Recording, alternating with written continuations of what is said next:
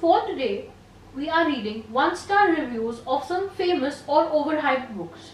Have you ever read a book that was so overhyped or very famous, but when you finished it, you didn't think it was that good? Well, that's exactly what we are gonna do. I'll be reading 1-star reviews from Goodreads of these books and let's see what we think about them. The first book is The Simon vs. the Homo Sapiens Agenda. If you read any book that is related to the LGBTQ people, you might know this one. Personally, I love reading it, but there was something that I did not like about it. So, let's read the first review. It says it's a book written by a straight person or straight people. A few things were major red flags and they made me angry as soon as I picked up the book. I only finished the reading because curiosity got the best of me and I wanted to see how much worse it gets. Personally, I just picked up the book because it was just all over the bookstagram and I really wanted to see what was it really about. The first horrible thing happens right away. A straight kid reads Simon's emails, where he talks about being gay, takes screenshot and blackmails Simon. And what does Simon do? He complies and then thinks, hey, the kid isn't that bad and starts thinking of him as a friend, while the bully blackmails him. Because that's what you do when someone blackmails you into coming out. This is a pretty long review. I'll just tell you what the paragraph says. It says that the book states that it is very difficult for boys to come out while it is easier for girls to do so. But it is not true. From what I know, it's equally difficult and sometimes more than boys. This paragraph basically states that the comparison that was made between the two statements. It's like he's our age telling his parents he knocked someone up, which is totally straight person equivalent of coming out. When I read this book, this line was a particular one that did offend me, but I chose not to think much about it and just let it pass. But while I'm reading the review, I think it's important that we state these things. I don't think it was appropriate enough to compare these two statements. It couldn't be more clear that the author is straight and based her whole knowledge on how to be gay on several Tumblr posts, which she can't go 5 pages without mentioning. Straight authors have no business writing coming out stories. If you are straight, you can write LGBTQ characters in your story, but for the love of everything, don't write about them being gay and about coming out. You have no clue, zero. Please, just stop it. So I kind of agree with this review because honestly, some parts that were offending and shouldn't have been included that way. I don't think it's worth that much hype, but still, it's a book. It's a nice book, but not a great read. So let's move on to the second book. The second book is the famous Little Women by Louisa May Alcott. Now, it's a classic and it would be really interesting to see what people think about these. I'll just take the first paragraph because it basically contains the reviewer and his comparison to his mother. So I don't think we should get into that.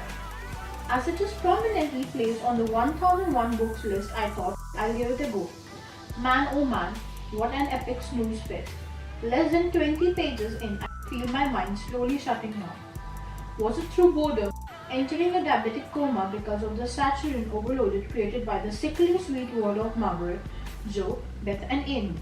So for me, I really love reading the book. There are some books that I don't know why I like them, but I just. So the third book is another classic, that is The Wuthering Heights by Emily Bronte. I never expected this book to be as fragrantly forgivably bad as it was.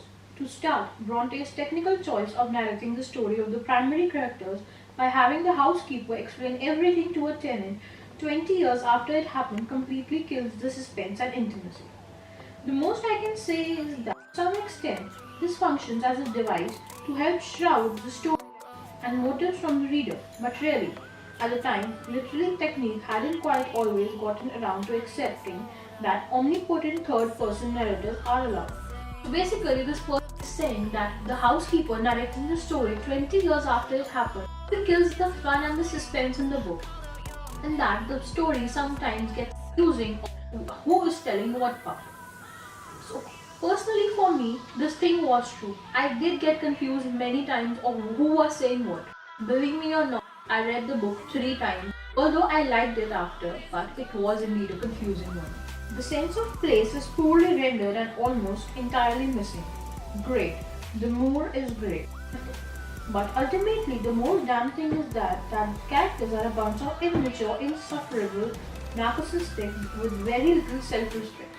This isn't a story of great love and passion, it's the story of child abuse perpetuates itself through the generations. The characters are either emotionally abused as children or, as in the case of Kathy 1, They are spoiled and overindulged with no discipline and can't muster the restraint. I kept waiting for any of the characters to be remotely worth my time, but I found no despite from the brutish abuse of the horribly twisted Heathcliff from the simpering idiocy of Cathy 1 and 2. How this book got to be a classic is beyond me. But for me, it wasn't the one with all the romance and love, as it's stated. The relationships that were between all of the characters were pretty messed up. They were kind of immature. My statement would be contradicting a lot of people. It is what it is, and everybody has a personal opinion about this book. So moving ahead, we have the series which has been in a controversy for quite a while. I'm talking about none other than the Harry Potter series. What the author did was pretty bad, and I agree that we cannot separate the artist from the author. But what we can do is just stay away from that controversy and support the people. Not post about the thing, not promote her books on all the social media platforms.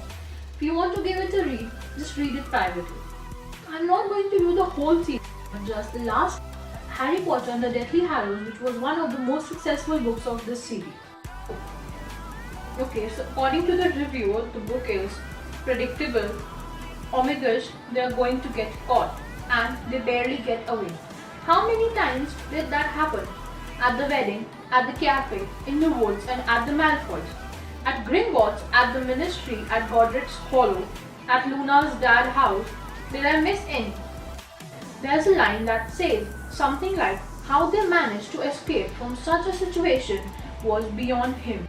That's because it's a freaking novel. What was up with that chapter with Dumbledore? It's like J.K. Rowling was trying too hard to make this book more than the good story it should have been. Draco was ignored. Ron leaving and then coming back to save Harry, contrived plot. Who cares about the characters that did die? I mean, only the Weasley twins were someone important. And of course, Hedwig died. Harry couldn't have a way to communicate with the wizarding world, now could he? Lord Voldemort has been foiled by Harry how many times now? And when he kills Harry, don't you think that a wizard mastermind who's been foiled by the stupid boy as many times as he had, would go make sure that little Pratt is dead himself? Like he'd go poke him with his wand or something. It took me 4 days to read this. I little misread the HP books in 10 hours straight. Put this book down voluntarily for 3 nights in a row. There were 2 redeeming points of this book. Just 2. At the Malfoys when Ron is screaming for Hermione. The chapter about Snape. That's it. And the epilogue.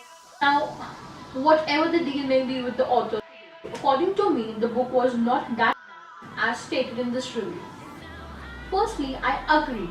Draco Malfoy was. There should have been some more limelight about what made him do all this, or what he did. What was his thought? There should have been a part where all the characters died. Would have. I don't know how exactly that should have been because I'm not a writer. That is up to the author, but I wish there had been some. What I do not agree is that the reviewers state that how these 3 escape every situation. Firstly, it's a fiction novel and things are supposed to be absurd or bizarre in fiction novels. It's a book, anything can happen. The outro of this video was accidentally deleted. So that's it for today guys. I hope you liked this video. If you would like to see more of my content, please like this video and subscribe to my channel so I can make content for you more regularly. Until we meet again, keep reading, keep sharing. Bye.